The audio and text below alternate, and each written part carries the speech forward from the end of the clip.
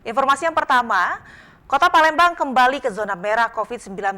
Pemerintah mengintensifkan pemantauan kegiatan masyarakat dan akan bertindak tegas atas pelanggaran. Kembali ke zona merah COVID-19 membuat pemerintah Kota Palembang melalui gugus tugas lebih mengintensifkan pemantauan kegiatan masyarakat, terutama di pusat keramaian. Selain itu, meski di tengah bulan puasa, vaksinasi tetap dilakukan sebagai antisipasi penyebaran COVID-19. Wakil Wali Kota Palembang, Fitrianti Agustinda, berharap warga tetap terapkan protokol kesehatan.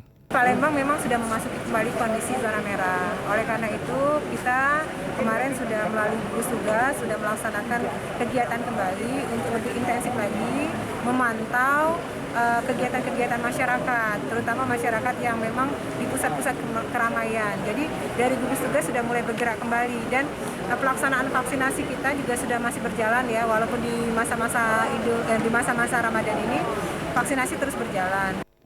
Melalui gugus tugas, pemerintah Kota Palembang akan menindak tegas warga yang melanggar protokol kesehatan.